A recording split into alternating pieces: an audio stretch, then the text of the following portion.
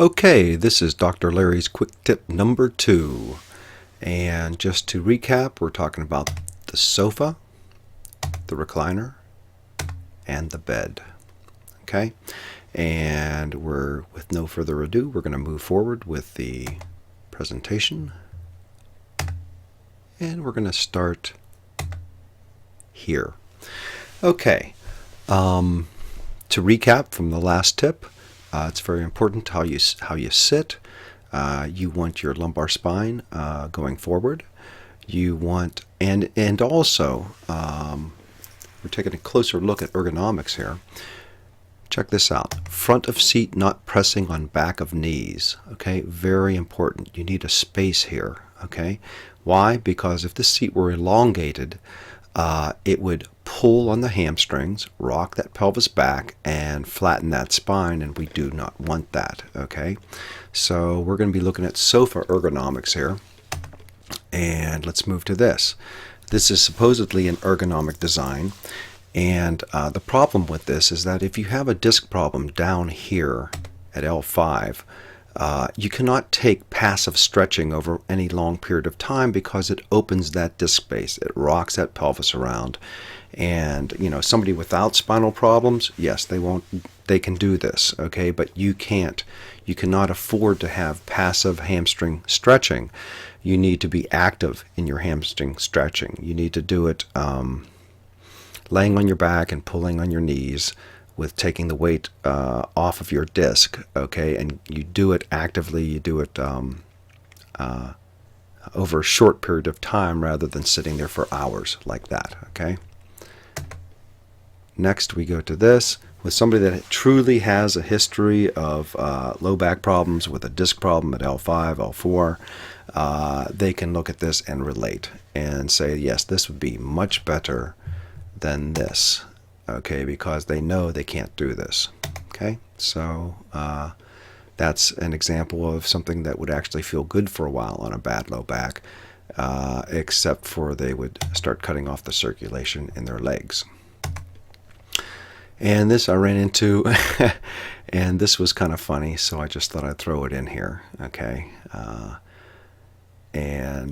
basically, if you are facing surgery, you can relate to this. This would actually be a comfortable position for you.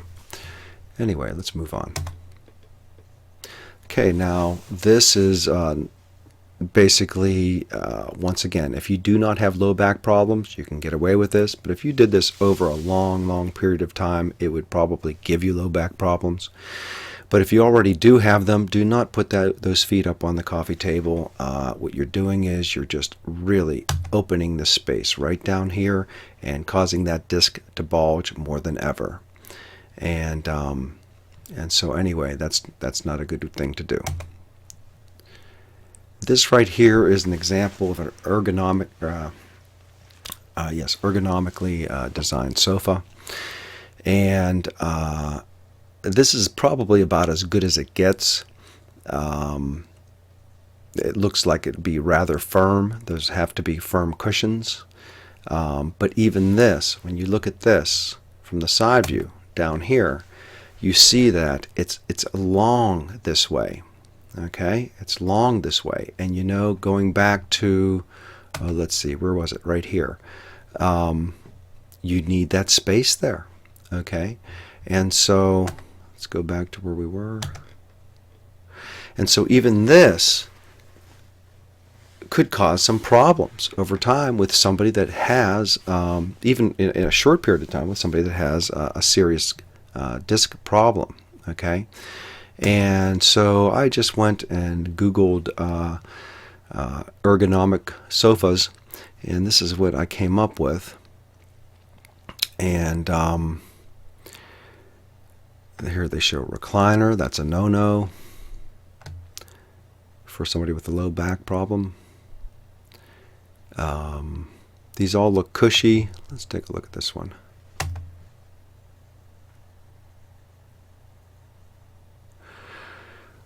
Where'd that side view go?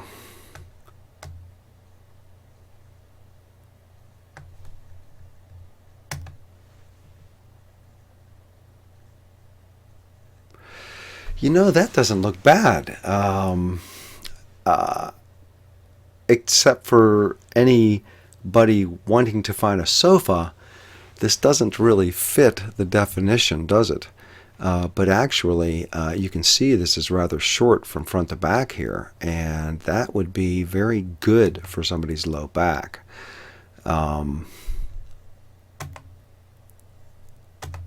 Close this down.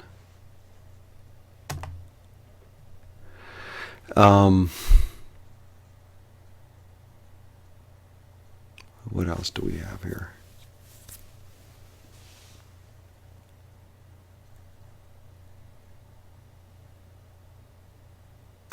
So even these, they look firm, but they're deep. They're deep. They're deep. And that's the problem. Going back to this is like a perfect sofa, okay, except for it is long from front to back.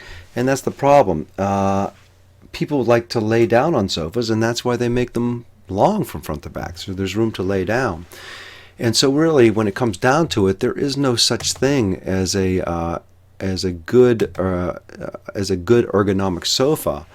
It just doesn't exist. And so what I suggest is just putting up some good firm cushions behind you to shorten that distance between the back cushion and the front of the seat, so that you have that space.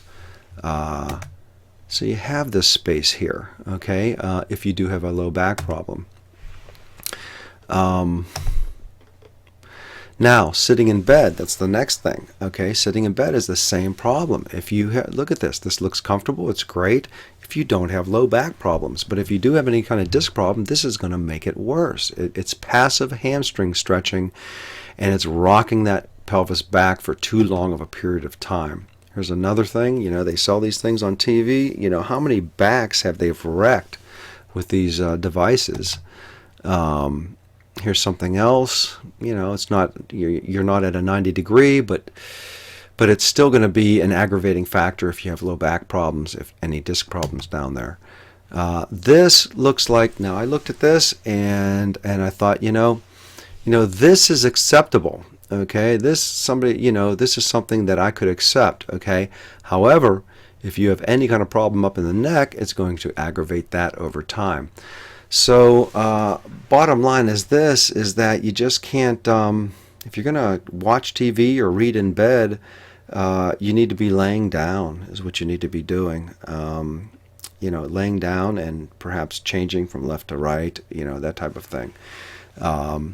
So anyway, that finishes this segment on home ergonomics, dealing with sofas and beds, and I didn't cover recliners that much, but you get the idea. And so without any further ado, I'm signing off.